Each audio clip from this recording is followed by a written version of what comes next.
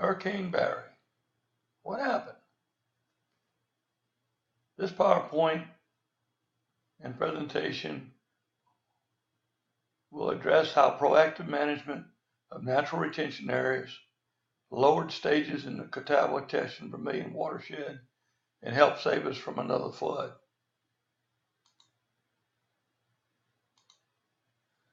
Flood types we were dealing with for Barry: a major river flood, a storm surge flood, plus a major rainfall event flood. The risk we face for Barry: the major river flood type.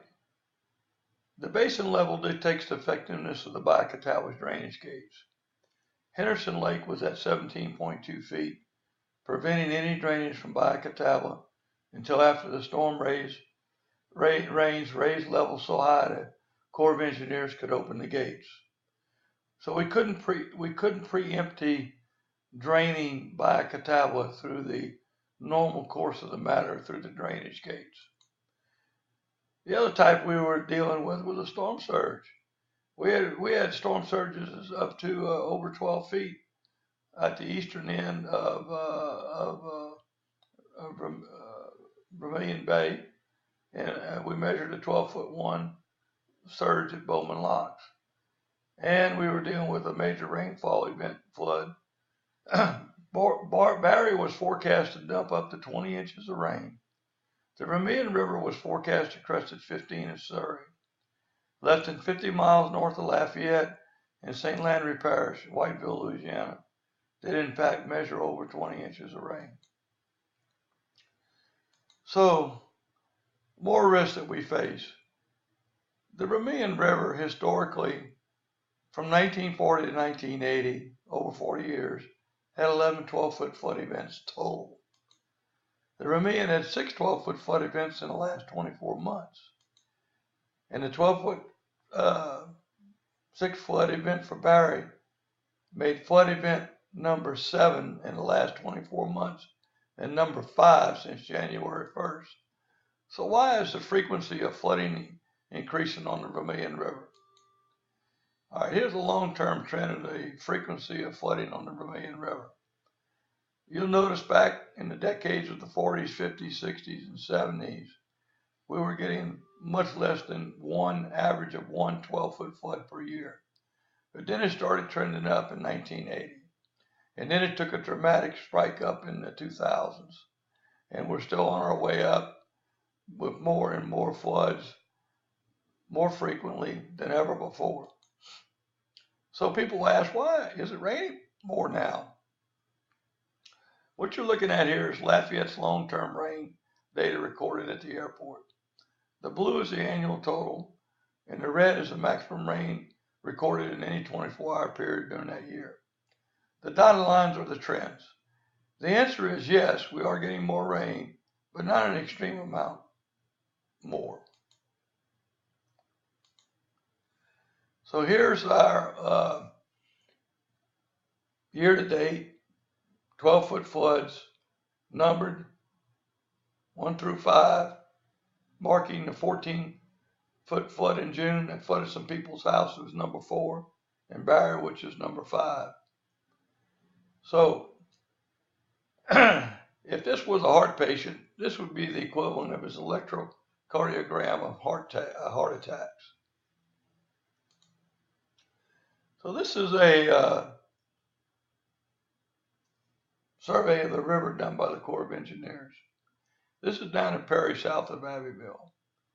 What you're looking at here is the channel is highlighted in white or pink. And you can see here that the channel looks pretty good down here down by Perry. It's mostly open with just a little bit of shoaling along the edges in pink.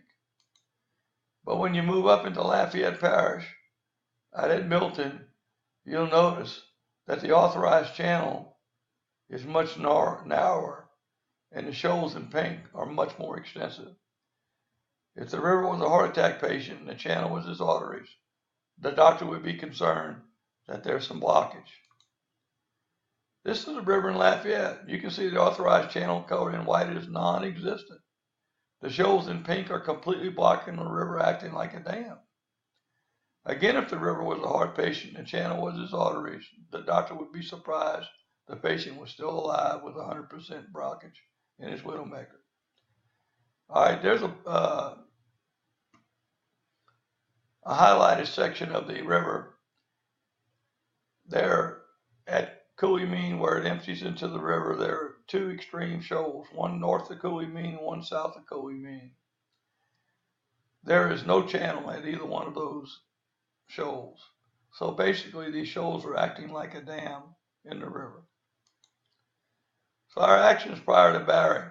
Harold Shuffler sent out a request to Teche-Vermilion Freshwater to stop pumping water from the river, from the Chaffly River into Bayou Catawba. A request went out to both the Corps of Engineers and St. Martin Parish to open the Henderson Gate and the Keystone Locks as an emergency floodgate to drain Bayou Teche north of St. Martinville, which is directly connected to Bayou Catawba, which is connected to the Vermilion River. So what happened? Initially, both requests were denied. So Harold contacted President Bill Fontenot over at St. Landry Parish, and he directed the Teche-Vermilion Freshwater District to shut the pumps down. Teche-Vermilion Freshwater District stopped pumping. The request of both the Corps of Engineers and St. Martin Parish to open the Keystone Lock as an emergency floodgate was denied. This decision was appealed, and the issue was escalated up to the governor to no avail. So then what happened? After shutting the pumps down, the river dropped to 13.6 at the Surrey Street gauge. This was a result of stopping the pumps, strong north winds as Barry stayed east of us in the Gulf for a while, the timing of the storm surge, the timing of the rain event. This allowed the river and the natural retention connected to the river and the natural retention connected to Bayou Catawba to drain to the lowest levels in 37 years. Additionally, like I said before, this drained the Cypress Island Swamp, Bayou Catawba and its lowland swamps north of us that establishes natural retention for the upcoming rain event. Okay, so this is the Bayou Catawba drainage gates that drain water from the land side, our side of the levee, through the levee into the basin. If you look on the right side of the picture, that's the basin. Right before Barry, the water was too high in the basin to open those gates. So we couldn't use those gates to proactively drain the level in Bayou Catawba. This is a picture of some of the storm surge that happened down at Sycamore Point, obviously before the big storm surge got there. This is a zoomed in trend of the level at Surrey. And you can see the National Weather Forecast, the National Weather Service forecast was a crest to be 15 feet. It actually crested 12.6. And that was the lowest level in 37 years.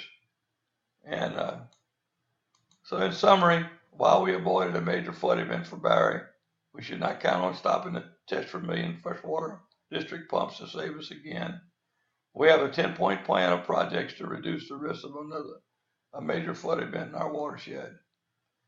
A little bit more about the Keystone Locks. It's one of our recommendations that we use it as an emergency flood control resource, or we put a gate in it to allow it to be open and further drain the watershed north of us to establish that retention. This were the levels right prior to Barry. We're sitting a little bit above 8 feet north of the dam at the Keystone and about 1.38 feet south of the dam. And if they'd opened it, that